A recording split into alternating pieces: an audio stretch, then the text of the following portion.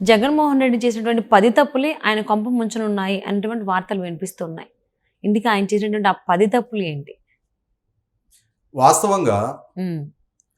2019 ఎన్నికల్లో 5 కోట్ల మంది ఆంధ్రప్రదేశ్ ప్రజలు ఒక హై ఎక్స్‌పెక్టేషన్ తోటి జగన్మోహన్ రెడ్డి గారిని ఆయన కూడా ఊహించినంతటి మెజారిటీ తోటి ముఖ్యమంత్రిగా ఎంపిక చేసుకోవడం జరిగింది. 175 స్థానాలు ఉన్న సభలో 151 స్థానాలు ఆయన కట్టబెట్టడం జరిగింది. ప్రధానంగా ఆ రోజు అంతటి భారీ విజయం ఆయనకి కట్టబెట్టడానికి ప్రజల్ని ప్రభావితం చేసిన అంశాలేంటి? జగన్మోహన్ రెడ్డి గారి వ్యక్తిత్వపరంగా ఇచ్చిన ఎలివేషన్ ఏంటి? ఇవన్నీ ఇవాళ పాలకుడిగా జగన్మోహన్ రెడ్డి గారి పరిపాలనా తీరు చూస్తున్న సందర్భంగా ప్రజల్లో చర్చనీయాంశంగా మారినాయి. హ్మ్. ఒక రకంగా మాట్లాడుకుంటే ఆ 10 తప్పులు అని చెప్పని మీరు ప్రస్తావించారు. కానీ జగన్మోహన్ రెడ్డి గారి పరిపాలనలో 100 తప్పుల గురించి ప్రస్తావించుకున్నా తక్కువే. ఇప్పుడు అన్నిటి గురించి మనం ప్రస్తావించాలి అన్నా కూడా మనకి సమయం సరిపోదు. హ్మ్. మనకి 'దానవీర సూరకర్ణ' సినిమా ఉంటుంది. 3:30 గంటలో, 4 గంటలో. అంత పెద్ద సినిమా అవుద్ది. ఓకే. మనం యూట్యూబ్‌లో అంత పెద్ద కంటెంట్ ప్రజెంట్ చేసినా వినేవాళ్ళకి, చూసేవాళ్ళకి బోర్ వచ్చేస్తది. అన్ని తప్పులు జగన్మోహన్ రెడ్డి గారి పాలనా హయాంలో ఆయన ప్రభుత్వ పరంగా పాలకుడిగా జగన్మోహన్ రెడ్డి గారు కమిట్ అయ్యారు. హ్మ్. మచ్చుకు కొన్ని చెప్పుకుందాం మనం. ఓకే. జగన్మోహన్ రెడ్డి గారు ప్రసంగించే ప్రతి సందర్భంలో ఆయన ఏం ప్రస్తావిస్తున్నారు? ఇప్పుడు జరుగుతున్నది క్లాస్ వార్. హ్మ్. పేదలకి, పెత్తందారులకి మధ్య జరుగుతున్న యుద్ధం. నేను పేదల పక్షపాతిని అని చెప్పుకుంటున్నారు. కానీ ప్రజలకి జగన్మోహన్ రెడ్డి గారు ఎట్లా కనిపిస్తున్నారు అనంటే,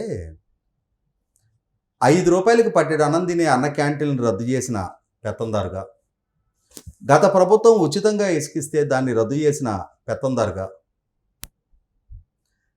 తాడేపల్లిలో తాను ఇల్లు కట్టుకున్న సందర్భంగా తన ఇంటి చుట్టూ దశాబ్దాల క్రితమే నిర్మాణం చేసుకొని స్థిర నివాసం ఏర్పరచుకొని ఉంటున్న పేదల్ని బుల్డోజర్లతో వాళ్ళ ఇళ్ళు కూలగొట్టించి తరిమేసిన పెత్తందారుగా జగన్మోహన్ రెడ్డి గారిని చూస్తున్నారు. అంటే ఆచరణకి వాస్తవానికి మధ్య ఉన్న అంతరాన్ని ప్రజలు రియలైజ్ అయ్యారు. హ్మ్. 2019కి ముందు ఇదే జగన్మోహన్ రెడ్డి గారు ఆ రోజు ఏ ప్రసంగం చేసినా, ఆనాటి ప్రభుత్వం మీద ఏ ఆరోపణ చేసినా ప్రజలు విశ్వసించారు. ఆనాడు చంద్రబాబు నాయుడు గారు సామాజిక వర్గ ప్రయోజనాల కోసం పనిచేస్తున్న పార్టీగా, ప్రభుత్వంగా చిత్రీకరిస్తే ప్రజలు నమ్మారు. చంద్రబాబు నాయుడు గారి ప్రభుత్వం ద్వారా సంకల్పించిన రాజధానిని అది అమరావతి కాదు, భ్రమరావతి కాదు అది కమ్మరావతి అని చెప్పని జగన్మోహన్ రెడ్డి గారు చెప్తే 5 కోట్ల మంది ప్రజలు కూడా నిజమే కాబోలని చెప్పని నమ్మారు. కానీ ఇవాళ అధికారంలోకి వచ్చిన జగన్మోహన్ రెడ్డి గారి ప్రభుత్వ హయాంలోనే ఆ అమరావతిలో ఏ కులం ఎంత జనాభా ఉన్నారు, ఏ కులస్తులు ఎంత భూములు ప్రభుత్వానికి ఇచ్చారు అనే వాస్తవ గణాంకాలు ప్రజల మధ్యకి వచ్చిన తర్వాత, ఓహో, జగన్మోహన్ రెడ్డి గారు ఆ రోజు చెప్పింది అసత్యం, హ్మ్. ప్రజలను తప్పుదో పట్టించే సమాచారంతో ప్రజల మనోభావాల్ని తనకు అనుకూలంగా మలుచుకున్నారని చెప్పని ప్రజలు రిలీజ్ అయ్యారు. 37 మంది సీఎల్ని డిఎస్పీలుగా ప్రమోట్ చేస్తే చంద్రబాబు నాయుడు గారి ప్రభుత్వం 33 కమ్మ సామాజిక వర్గీయులే అని చెప్పని జగన్మోహన్ రెడ్డి గారు చెప్తే నిజమే కాబోలు, చంద్రబాబు నాయుడు గారు ఇంత కుల పక్షపాతి అని చెప్పని ప్రజలు నమ్మారు. హ్మ్. జగన్మోహన్ రెడ్డి గారికి ఓట్లేశారు. ఇవాళ అదే జగన్మోహన్ రెడ్డి గారి ప్రభుత్వం లేదు అందులో కేవలం 5గురే కమ్మ సామాజిక వర్గీయులు ఉన్నారు అని చెప్పనే వాస్తవ గణాంకాలు అసెంబ్లీ వేదికగా స్పష్టం చేస్తే, ఓహో, జగన్మోహన్ రెడ్డి గారు ప్రజలకు అసత్యాలు చెప్పారు అని చెప్పని ప్రజలు నమ్మారు, రియలైజ్ అయ్యారు. అంటే ప్రజలని తనకు అనుకూలంగా మలుచుకోవటం కోసం అసత్య ప్రచారం చేసిన నాయకుడిగా, హ్మ్. అసత్యాలు ప్రచారం చేశారు అని అంటే క్రెడిబిలిటీ లేని నాయకుడిగా, రాజకీయాల్లో నిజాల ప్రాతిపదికగా రాజకీయం చేయాలి అని చెప్పని ఆలోచన లేని, ప్రజల్ని తప్పుదో పట్టించి తనకు అనుకూలంగా ఓట్ల కోసం మలుచుకునే నాయకుడిగా ఆయన చిత్రీకరణ చేయబడ్డారు. వాళ్ళ ప్రజలు వాస్తవాన్ని రియలైజ్ అయ్యారు. హ్మ్. ఎన్నో ఆరోపణలు ఆ రోజు చేయటం జరిగింది. అదే సందర్భంలో వివేకానంద రెడ్డి గారి హత్య, నారాసుర రక్త చరిత్ర అని చెప్పని ఆనాటి ప్రభుత్వానికి ఆపాదించారు. కానీ ఇవాళ సిబిఐ నిగ్గు తీర్చుతున్న వాస్తవాలు ప్రజల్లో చర్చనీయాంశంగా మారిన తర్వాత జగన్మోహన్ రెడ్డి గారి తోడబుట్టిన చెల్లెలు వివేకానంద రెడ్డి గారి కుమార్తె, హ్మ్. ఇది నారాసుర రక్త చరిత్ర కాదు, ఇది జగనాసుర రక్త చరిత్ర అని చెప్పని కడప గడ్డ మీద సభ పెట్టి ప్రజలకు స్పష్టం చేస్తున్న నేపథ్యంలో ఆల్రెడీ వాస్తవాలు అన్నీ ప్రజలకి తెలుసున్న నేపథ్యంలో ముందు పులివెందుల ప్రజలకి నిజం తెలుసు, తర్వాత కడప ప్రజలకి పరిస్థితులు అర్థమైనాయి, ఇవాళ రాష్ట్రం వాస్తవాలు గ్రహించింది. ఇటువంటి నేపథ్యంలో ఓహో జగన్మోహన్ రెడ్డి గారు అసత్యాలు చెప్పటమే కాదు, నేరస్తులను కాపాడే నైజం కూడా ఉంది, నేర స్వభావం కలిగిన వాడు, తన సొంత చెల్లెల్ని తన సొంత చిన్నాన్న కుమార్తెను కూడా వ్యక్తిత్వాన్ని పాల్పడుతున్నాడు అని చెప్పని, కుటుంబ సంబంధాలకి మానవ సంబంధాలకి విలువివ్వని నాయకుడితను అని చెప్పని ప్రజలు రియలైజ్ అయ్యారు. ఆయన వ్యక్తిగత స్వార్థం, ఆయన పదవీకాంక్ష తప్ప ఆయనకి తోడ్పాటును అందించి ఆ పార్టీ మనుగడకి సహాయకారిగా నిలబడిన షర్మిల గారిని వివక్షకు గురి చేశారు, ఇంటి నుంచి గెంటేశారు, ఆమెకి ఇవ్వాల్సిన ప్రాధాన్యత గౌరవం గుర్తింపు ఇవ్వలేదు అన్న భావన మహిళల్లో చాలా విస్తృతంగా చర్చనీయాంశంగా మారింది. అంటే అసత్యాలు పలకటం, నేర స్వభావం కలిగి ఉండటం, కుటుంబ సంబంధాలకు కూడా విలువివ్వని జగన్మోహన్ రెడ్డి గారి వ్యక్తిత్వం ఇవాళ ప్రజల్లో చాలా విస్తృతంగా చర్చనీయాంశంగా మారింది. ఇంకొక అంశం, ఆనాడు ఎన్నికల్లో నెగ్గటానికి ఒక్కో వర్గాన్ని లక్ష్యంగా చేసుకొని రకరకాల వాగ్దానాలు చేశారు. ఏం వాగ్దానాలు చేశారు? యువతకి నేను ప్రత్యేక హోదా సాధిస్తా, పెట్టుబడుల వరద పారిస్తా, 13 జిల్లాల్ని 13 హైదరాబాద్లకు అభివృద్ధి చేస్తా, వలసలు లేని ఉపాధి కల్పిస్తా, జాబ్ క్యాలెండర్ రిలీజ్ చేస్తా, మెగా డిఎస్సి కండక్ట్ చేస్తా అని చెప్పని యువతని తనకు అనుకూలంగా మలుచుకున్నారు. పాలకుడిగా ఏ ఒక్క వాగ్దాన్ని నెరవేర్చని నేపథ్యంలో ఒక నైరాశ్యంలో మునిగిపోయిన యువత జగన్మోహన్ రెడ్డి గారి నుంచి దూరం జరిగిపోయారు. 2019 ఎన్నికల్లో చంద్రబాబు నాయుడు గారి కన్నా 22 సంవత్సరాల వయసులో చిన్నవాడు అయ్యి ఉండటంతో జగన్మోహన్ రెడ్డి గారికి ఏ ఫ్యాక్టర్ అయితే కలిసి వచ్చిందో, యువకుల ప్రతినిధిగా ఆయన్ని భావించారో, ఇవాళ అదే యువత మేము వంచనకు గురయ్యాము అన్న భావనకు వచ్చారు.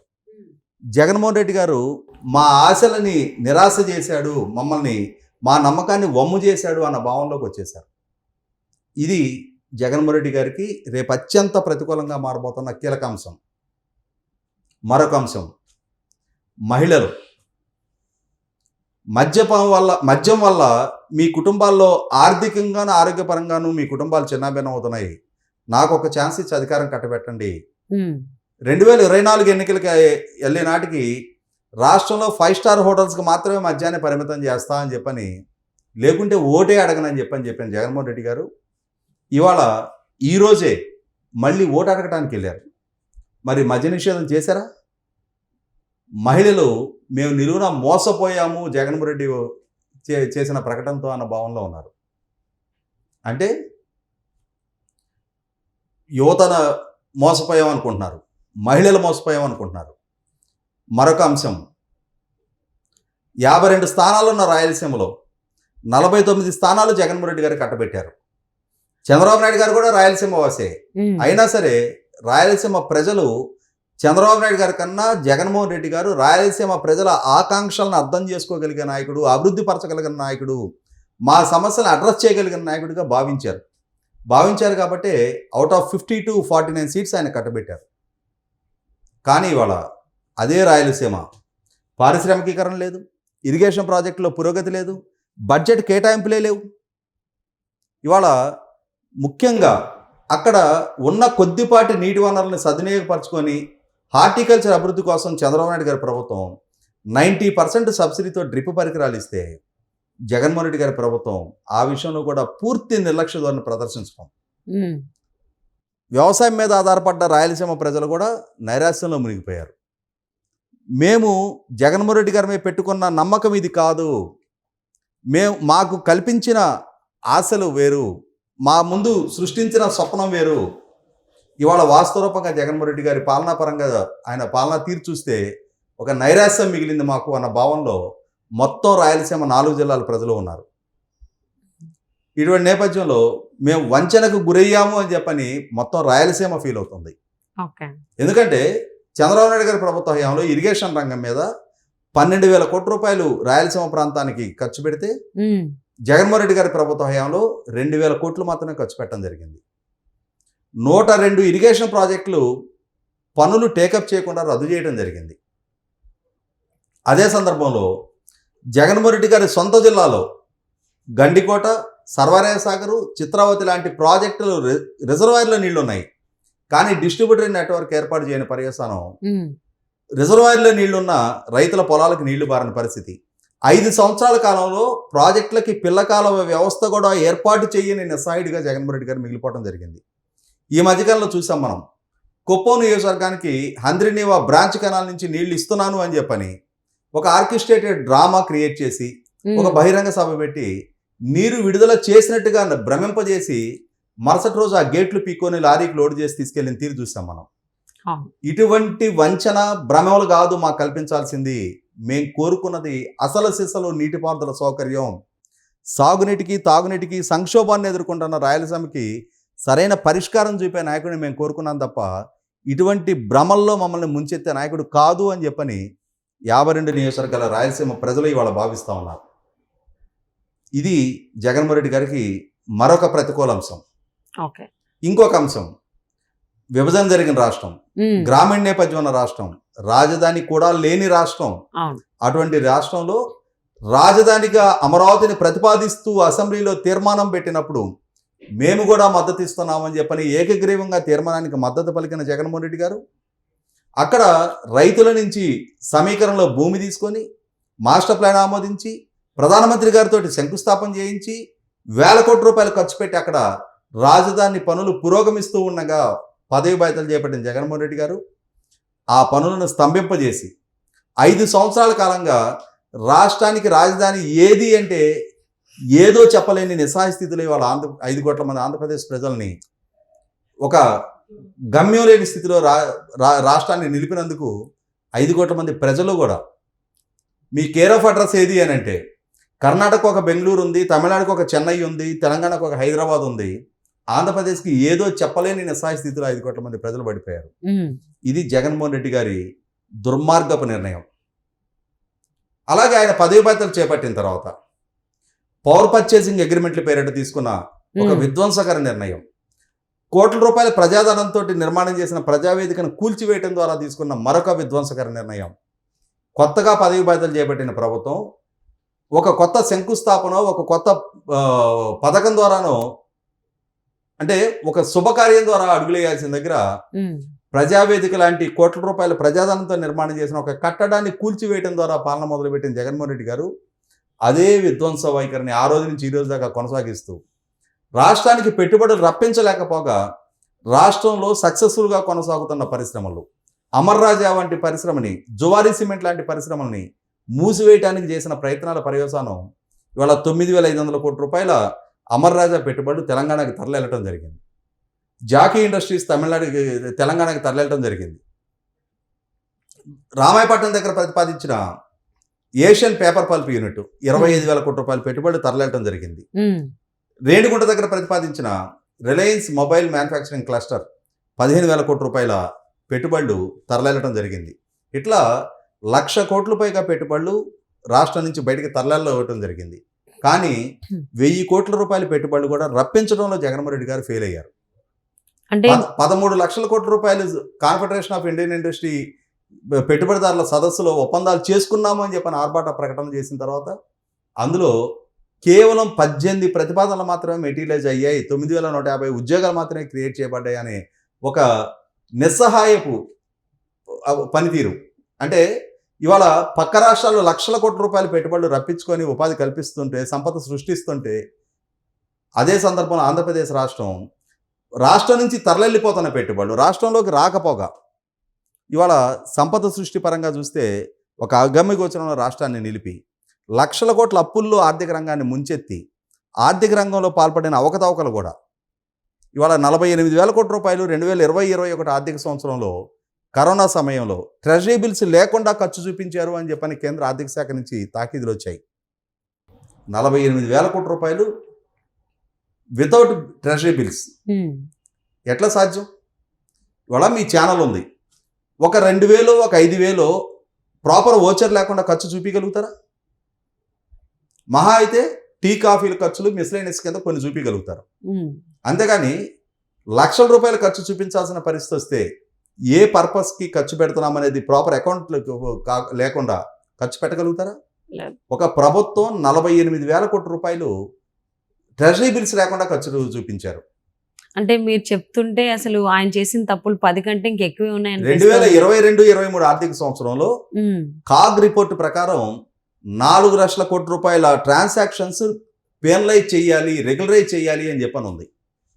4 లక్షల కోట్ల రూపాయల ట్రాన్సాక్షన్స్ రెగ్యులరైజ్ చేయాలి అంటే ఇర్రెగ్యులర్ ట్రాన్సాక్షన్స్ ఉన్నట్టుగా. ఇట్లా ఎన్ని అంశాల గురించి ప్రస్తావించుకుంటే, శాంతి భద్రతల పరంగా చూసుకుంటే, ఇవాళ మహిళల గౌరవానికి భంగం కలుగుతున్న కేసుల్లో దేశంలో నెంబర్ 1 స్థానంలో ఉన్నాం. రైతుల ఆత్మహత్యలో దేశంలో 3వ స్థానంలో ఉన్నాం. కౌలు రైతుల ఆత్మహత్యలో దేశంలో 2వ స్థానంలో ఉన్నాం. ఉమెన్ ట్రాఫికింగ్ పరంగా చూసుకుంటే సిగ్గుపడాల్సిన గణాంకాలు. మైనర్ బాలికల ట్రాఫిక్ పరంగా చూసుకుంటే, మైనర్ బాలికల మీద అత్యాచారాల పరంగా చూసుకుంటే జాతీయ స్థాయిలో సిగ్గుపడాల్సిన గణాంకాలు నమోదవుతూ ఉన్నాయి. అలాగే నిరుద్యోగత దేశంలో హైయెస్ట్ 24% నిరుద్యోగత ఆంధ్రప్రదేశ్ రాష్ట్రంలో నమోదవుతూ ఉంది. జాతీయ సగటు కన్నా ఆల్మోస్ట్ డబల్ సగటు ఆంధ్రప్రదేశ్ రాష్ట్రంలో నమోదవుతూ ఉంది. ఇట్లా ఎన్ని అంశాల గురించి ప్రస్తావించుకున్న జగన్మోహన్ రెడ్డి గారి ఫెయిల్యూర్స్ అంటే మనం చాలా తక్కువగానే ప్రస్తావించుకున్నట్టు. నేను ఇందాక చెప్పాను కదా, సమయాభావం వల్ల అన్ని ప్రస్తావించడానికి వీలు కాని పరిస్థితి. అంత లెంతీగా మనం ప్రస్తావించిన వినేవాళ్ళకి బోర్ కొట్టుద్ది. కానీ జగన్మోహన్ రెడ్డి గారి వైఫల్యాలు 100కి 100 పాళ్ళు ఇవాళ ఆంధ్రప్రదేశ్ 5 కోట్ల మంది ప్రజల భవిష్యత్తుని పణంగా పెట్టినాయి. ఇవాళ లక్షల కోట్ల అప్పుల్లో రాష్ట్రాన్ని ముంచెత్తారు. ప్రకృతి వనరుల లూటి ఇవాళ అధికార పార్టీ నాయకులు శ్రీకాకుళం జిల్లా నుంచి అనంతపూర్ జిల్లా వరకు భూముల ఆక్రమణలు, ప్రకృతి వనరుల లూటి, మైనింగ్ ఇర్రెగ్యులారిటీస్, ఎన్ని వేల కోట్ల రూపాయలు లూటీ జరుగుతుందో లెక్కే లేదు. అదే సందర్భంలో ఇసుక పాలసీ, మద్యం పాలసీ ఒక ఆదాయ వనరుగా మారిపోయింది అధికార పార్టీ నాయకులకి. మద్యం మాటున ఎన్ని వేల కోట్ల రూపాయలు బ్లాక్ మనీ వాళ్ళ రొటేట్ అవుతుందో. ఒక కుంభకోణం, ఢిల్లీ మద్యం కుంభకోణానికి కొన్ని రెట్లు పెద్ద కుంభకోణం ఆంధ్రప్రదేశ్ రాష్ట్రంలో చోటు చేసుకుంటుంది. ఇవన్నీ ప్రజలకు చాలా స్పష్టంగా అర్థమవుతానే ఉంది. అర్థమవుతున్న నేపథ్యంలోనే 10 తప్పులు కాదు, ఎన్ని తప్పుల గురించి ప్రస్తావించాలో అన్ని తప్పుల గురించి ప్రస్తావించడానికి ఆస్కారం ఉంది జగన్మోహన్ రెడ్డి గారి పాలనలో. ప్రజలు ఆల్రెడీ ఒక నిశ్చితాభిప్రాయానికి వచ్చేసి ఉన్నారు. జగన్మోహన్ రెడ్డి గారు ఇంకా తనకి తాను ఎంత ఎలివేషన్ ఇచ్చుకునే ప్రయత్నం చేసినా విశ్వసించడానికి ప్రజలు సిద్ధంగా లేరు. సో జగన్మోహన్ రెడ్డి చేసినటువంటి తప్పులు 10 అనుకున్నాము, మీరు చెప్పుకుంటూ పోతే ఇంకా చాలా వచ్చేలా ఉంది. సో ఏదేమైనా కానీ చేసినోడు చేసుకున్నంత అన్నట్టు ఆయన చేసిన తప్పులు ఆయన కంప ముంచేలా ఉన్నాయి. కాబట్టి ఏం జరుగుతుందో చూద్దామండి రాబోయేటువంటి రోజుల్లో. Thank you so much first పండి గారు, వాల్బెట్ మిత్రులు రాజేష్ గారు.